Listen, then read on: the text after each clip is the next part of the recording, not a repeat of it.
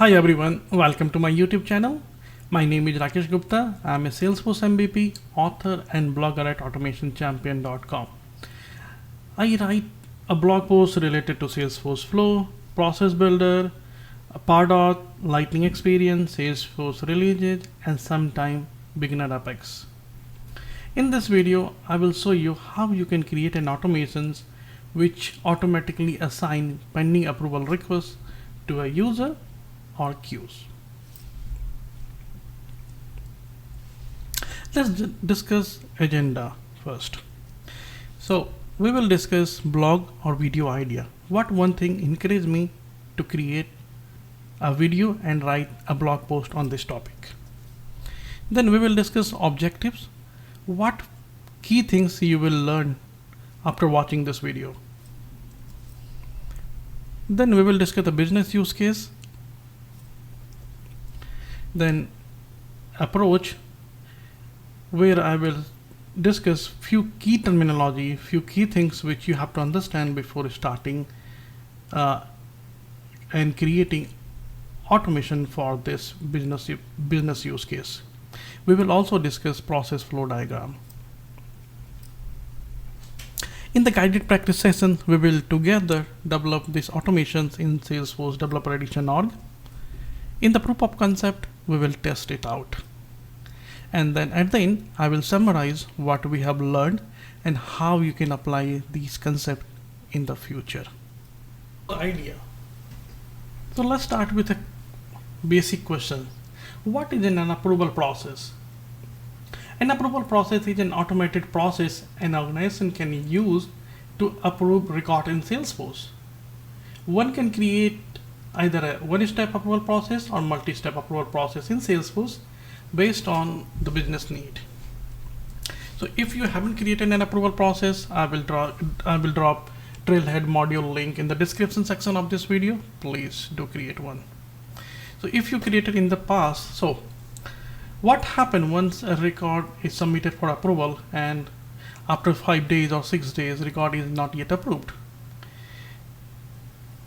So this is one of the problem in many org. So record is not yet approved and it impacts the business. How do you create an automations to fulfill those needs? So if record is in approval process, so auto assign after 5 days to Chief Financial Officer or another queue, or send reminder emails to the current approver so he can log into Salesforce and approve the request. Here are the objectives. How you can use schedule trigger flow to check pending approval request. If you don't know what is the schedule trigger flow, it is one of type of the flow which can automatically execute at a specified time. So you don't have to manually click on the run button or do some database actions like create, update, or delete the record to file it. So we will use schedule trigger flow to automatically reassigning pending approval request to another user. We will also see how you can use get record element to find the user ID to whom we want to assign the record, or you can, in your case, if you want to assign to the queue, how do you find the queue ID rather than hard coding it. Here is the business use case. Take a moment, read it. So Warren Mason is working as a system administrator at Gurukul on cloud. He received the following requirement. So develop an automated process which run every morning at 8 a.m. that will automatically assign pending approval request to company Chief Financial Officer Nathan Gilmore after 6 days of its initial submission, if by then the approval is still pending. So if a record is submitted for approval and it is still pending after 6 days, then assign it to Chief Financial Officer of the company. Take a moment, read it, and understand the business use case, because this is the key part of entire exercise. Now, once you understand the requirement, there are a few ingredients that you have to understand. What kind of object you are going to touch, what kind of flow we are going to use, and what is the process flow. So first, there are lots of solution for this previous business requirements or this business use case. Either you can use Apex, you can also use some of the tools, but we will use schedule trigger flow. As I said earlier, a schedule trigger flow is a type of flow which auto runs at a specified time, so no manual interactions or database event is required. You have to understand the user object. So what is the user object? It represents a user in the Salesforce, and process instance work item objects, it represents user's pending approval request.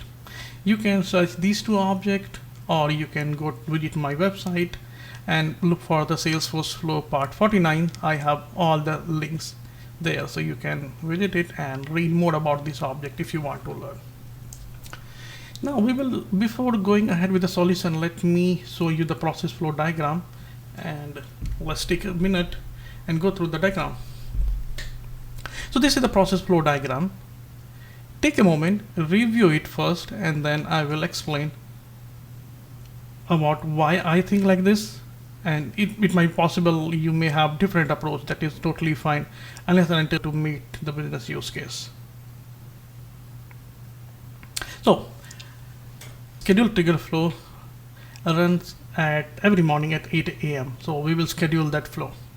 Now flow will start from the process instance work item object. If you remember, this object contains all the pending approval request. Now we will create a formula in Salesforce flow and then see if request is in the pending and it's more than 6 days. If not, then we don't have to take any actions. If yes, then we will use get record element to find the role ID of Salesforce CFO. And once we find the role, then we can find who is the CFO and their ID. Why I am using two steps, first finding the roles and user's ID, because a role ID can be changed once you create a role in the sandbox and you deploy into the production. The role ID may be changed. It might be possible it is different. So in that case, it is the best practice to query those ID and get those ID and then use it. And at the end, we will assign the new approver, and then that's all. Do you have any questions here so far? Take a moment, leave your questions, comment in the description section of this video, and I will try to answer as soon as I can. If everything looks good, let's jump into the Salesforce org and start creating the flow. So let's start with automation. To create a flow, first go to the setup and in the quick find type flow, and you can able to find the flows here. So once you are on this page, click on the new flow. Now Salesforce allow you to select a type of flow which you want to use for your current business scenario. So you have screen flow options where you want to take user input and process it, or a record trigger flow which fires when record is created, updated, or deleted, or a schedule flow which runs at a specified time. So that is what we want to use for this current business scenario. So select schedule trigger flow and click on the next. Now you can select whether you want to use freeform versus auto layout. Auto layout has some advantage because it automatically positions element on the canvas and connect for you. You can either use freeform and auto layout, it is your personal choice, but one thing it does not change if you use flow, freeform or auto layout is the logic. The logic is going to be same in both of them. So I am going to use freeform, but feel free to use auto layout. Now next, we will select first set schedule. So when you want to schedule this flow. So I'm going to select 31st December at 8 a.m. in the morning. Now the frequency, you have once daily and weekly. You don't, right now Salesforce flow does not allow you to run hourly. If you want to run on hourly or some complex situations, there is a Apex in the app which allow you to do so. Now you can select the daily and click on the done. So next, on which object you want to fire this? So what is the object which initiate this? So now the object in our case is process instance work item object. So this is the API name and label is approval request. Now I'm not going to select and write any filter condition for this one. Why? We will discuss in a moment. Let's click on the done now. So what we have done so far is we said Salesforce, okay, so fire this flow every morning at 8 a.m. and fetch all pending approval requests, all pending approval requests. Now we want to write a logic to check if the approval request when it was submitted and 2 days, is the gap of these 2 days is 6 or more days. If yes, if it's greater than 6 days, then assign it to CFO. If not, then we don't want to take any action because there are still few days left. So first of all, we will create a formula to calculate 6 days before today. So to create a formula, just click on the formula here. Data type, I'm going to use date and time, and then select current date time, so which will give you the current date time when you run the flow, minus 6 days. Sorry, not 6 days, 6, number 6. Now API name, so I use a naming convention for formula is first 3 character of resource type, then few character for data types. It is date time, so I use DT. If it was date, then I'm gonna use D.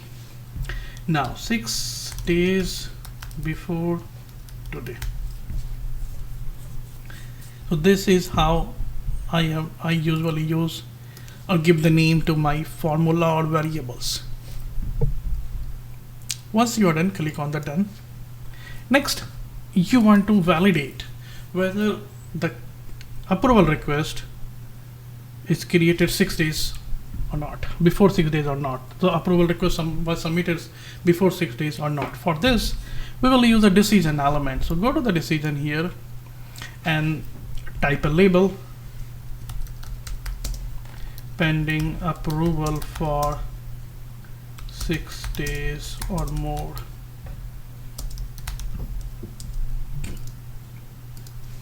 Yes, so it is waiting for 6 or more days. So how do you compare?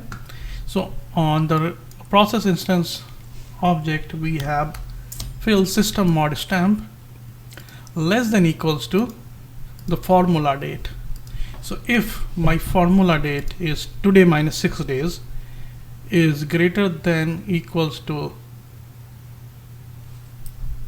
this, then let's take all the process instance work item record, and then we want to assign those reassign those approval to some other user, in our case CFO. Now you can ask me why you did not write this filter conditions here. Good questions. Because when I go here and I select the same thing, call a system mod stamp less than equals to, there are no options to select your formula because this is the current limitations. So Salesforce does not allow you to select the formula that you create. Neither you can create a formula. So that's the reason why we do not write the filter conditions here. Next. So far we have done, it will start with the approval request and it will check if it's greater than 6 or less than 6. So if it's greater than 6, which we already check here, now we want to find the CFO role ID. So now click on the get record element, say that find CFO role ID. So which object you are going to use? For this we are going to use user role, which store all the roles that you created in Salesforce. Now the best practice is use developer name. And what is the developer name of your role? So in my case, I'm using standard out of the box role, then the role name is CFO. But if you created custom roles and you want to use that, go write a SQL query in developer console. So you can go here in the developer console and you can able to write a query. Say that Salesforce select ID, developer name from user role. So you can see here the user developer name is for this role is CFO, but you can find developer name for any roles by writing the simple query. Now there's only one role as you have seen in the SQL query, so I'm going to select only the first one and automatically select all fields. So now once we have the role, so we want to find the user and his ID. So for that, let's drag and drop get record element and say CFO user ID. So now for this case, you are going to use user object because where the user is stored. Now we have the role, so role ID, role names and information. So on the user, we have the role ID, user role ID, which we already found and stored in our record variables, which we just used a moment ago. And then you can use role ID. So this is basically we are comparing CFO role ID with all the users in Salesforce. So in my case, it's gonna be only one user. If it's multiple users, then you have to select all record, but in my case, it's gonna be only one user, so I'm going to select the first record. Now, if you want to assign it to the queue, then you have to use group object and you have to then write a query on the group object. So let me show you. So get record element and say that group. So this group, not collaboration group, and there is a field called as type, and then select queue, and then you can write the queue name and query the queue if you want to assign it to the queue. So now once you have the user role ID and then we found the user to whom I'm going to assign this record, or I did a mistake here, sorry, it was a typo here. All right, so now we have the user to whom I'm going to assign this pending approval request. Let's do that. So before going ahead, so we find the user here, but we are not sure whether we found the user or not. So the best practice is put a get decision element and check user found. Say that just we want to make sure that yes. So in this case, select user ID, user.id is null false. So basically we want to make sure that user exists. If not, then we don't want to take any actions. So this is the best practice to use.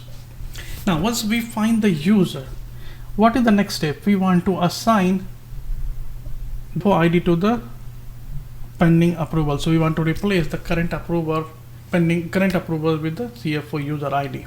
So in that case, let's use assignment element and say that assign new approver, and now we are going to use $record actor ID equals to $user CFO ID. So means we are assigning this CFO user ID to the new approver. So this is just an assignment. It is not yet completed. So it's not yet inserted or updated in the database. So what we have to do is we have to use an update statement here and says here update approver. Now we are going to select our record, that is $record, because we already assigned CFO ID to the actor ID, and then you can connect this. Save this with a name. I'm going to use reassign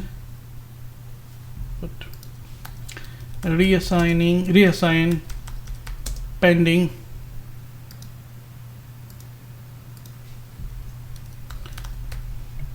approval request. and then save it. Next, you can activate it. So now if you go back to the Salesforce and look for the scheduled jobs,